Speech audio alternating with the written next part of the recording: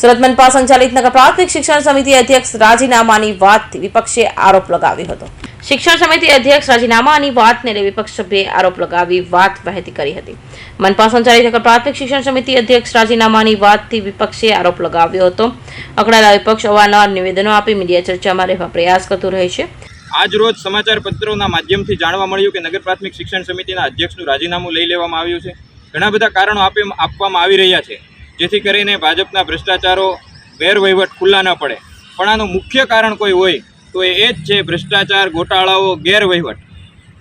છેલ્લા 2-2.5 વર્ષથી સમાચાર પત્રોના માધ્યમથી મીડિયાકર્મી મિત્રોની મહેનતને કારણે તેમજ વિપક્ષે ઉઠાવેલા વારંવાર અવાજને કારણે સમિતિના ભ્રષ્ટાચારો લોકો સમક્ષ ખુલ્લા પડી રહ્યા હતા। સતત ને સતત શિક્ષકોની અછતનો મુદ્દો હોય, લિક્વિડ કાંડ હોય, વાર્તા કૌભાંડ હોય, યુનિફોર્મ અને બૂટ મોજાની ખરીદી તેમજ તમામ વસ્તુઓની ખરીદીમાં થતી ગેરરીતિઓ, ગોટાળાઓ હોય, સફાઈ કર્મચારીઓની જે અછત છે, શાળા સફાઈની અછત છે, કોમ્પ્યુટર ઓપરેટરોના પગારમાંથી, સાથી શિક્ષકોના પગારમાંથી, વોચમેન એટલે કે સુરક્ષા કર્મીઓના પગારમાંથી જે પગાર આપવામાં આવે છે એમાંથી થતી કટકી હોય, આ તમામે તમામ મુદ્દે વારંવાર મીડિયાના માધ્યમથી ભાજપને છે એ વારંવાર પ્રજાને જવાબદેહ બનવું પડ્યું છે, એને જવાબો આપવા પડ્યા છે અને પોતે કરેલા ભ્રષ્ટાચારો, ગેરરીતિઓને કારણે એમની પાસે એમના કોઈ જવાબ હોતા નથી। તો આ તમામ જે સમસ્યાઓ છે એમાંથી જવાબ નહીં આપવો પડે અને છુટકારો મેળવી લેવા માટે એક શિક્ષણ સમિતિના અધ્યક્ષનું રાજીનામું લઈને ભાજપ એવું સાબિત કરવા માંગે છે કે અમે આ ગેરવહીવટો સામે કદાચ કોઈ એક્શન લીધા છે, ભ્રષ્ટાચારો સામે એક્શન લીધા છે।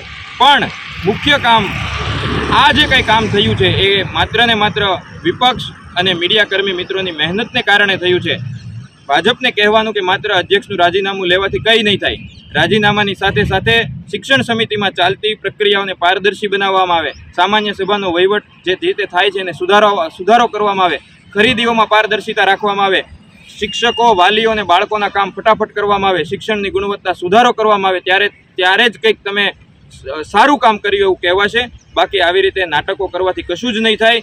તો આ તબક્કે એક નાની એવી જે સફળતા મળી છે એ માટે નગર પ્રાથમિક શિક્ષણ સમિતિની શાળાઓમાં અભ્યાસ કરતા તમામ બાળકોના વાલીઓને, શિક્ષકોને અને વારંવાર લોકોના પ્રશ્નોને વાચા આપવાનું જે કામ કર્યું છે એ બદલ મીડિયાકર્મી મિત્રોને, પત્રકાર મિત્રોને અભિનંદન પાઠવું છું।